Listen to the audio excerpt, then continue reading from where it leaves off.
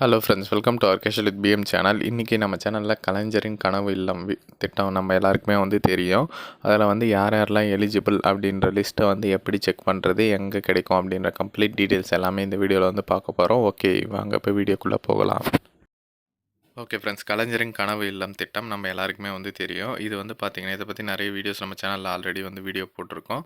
2030க்குள்ளே குடிசை இல்லா தமிழ்நாட்டை உருவாக்குறது தான் இந்த திட்டத்தோட நோக்கம். 6 வருஷத்தில் பார்த்திங்கன்னா 8 லட்சம் கான்கிரீட் வீடுகள் கட்ட போகிறாங்க. அதில் இந்த 2024-25 1 லட்சம் வீடுகள் கட்டுறாங்க. ஒரு வீட்டோட மதிப்பு 3.5 லட்சம். அதே மாதிரி பார்த்திங்கன்னா, இப்போதைக்கு 2021-22 2022 கணக்கெடுப்பு நடத்தியிருக்காங்க. ஓகேங்களா, இந்த திட்டத்திற்காக ஆல்ரெடியே கணக்கெடுப்பை நடத்தியிருக்காங்க.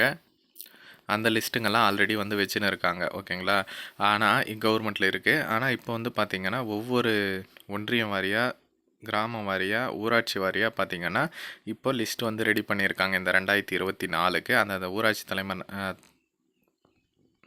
அந்தந்த ஊராட்சி மன்ற தலைவர்கள் விஏஓ கிட்ட அந்த லிஸ்ட்டு இருக்கும். இதெல்லாம் கிராம சபை அப்போ சமர்ப்பிக்க போகிறாங்க. அப்பப்போ தேதி மாறுபடும். ஓகேங்களா, கிராம சபை நடக்கிறது உங்கள் ஊர்லேயே தெரியும்.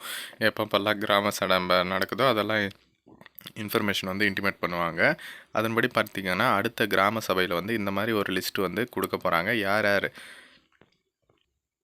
இது எந்த மாதிரியான கான்கிரீட் வீடுகள் இருக்குது, ஓட்டு வீடா இல்லை கான்கிரீட் வீடா இல்லை சாய்வான கூரை வீடா, அந்த மாதிரி அப்புறம் யார் யாரெல்லாம் எலிஜிபிள் அப்படின்ற லிஸ்ட்டை வெளியிட போகிறாங்க. அந்தந்த ஊராட்சி மன்ற தலைவர்கள் மற்றும் விஓஓ கிட்ட நீங்கள் அந்த லிஸ்ட்டை கேட்டு வாங்கி செக் பண்ணலாம். அதே மாதிரி இந்த வாட்டி லிஸ்ட் இல்லைன்னா கூட அடுத்த வாட்டி நீங்கள் எலிஜிபிளாக இருந்தீங்கன்னா அடுத்த வருஷத்துக்கு கூட நீங்கள் ட்ரை பண்ணலாம்.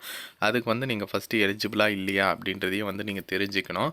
எலிஜிபிள் எப்படி செக் பண்ணுறதுன்ட்டு ஆல்ரெடி நம்ம சேனல்லே வீடியோ போட்டிருக்கோம். யாரெல்லாம் எலிஜிபிள் வருவீங்க, யாரெல்லாம் ரிஜெக்ட் ஆவீங்க அப்படின்ட்டு.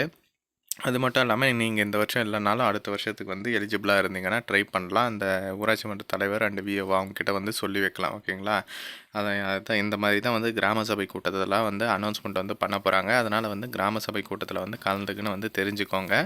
இதை மஸ்ட்டாக அவங்க ஃப்ரெண்ட்ஸ் அண்ட் ஃபேமிலி குரூப்லேயும் எல்லாருக்கும் தெரியப்படுத்துங்க. தேங்க்ஸ் ஃபார் வாட்சிங்.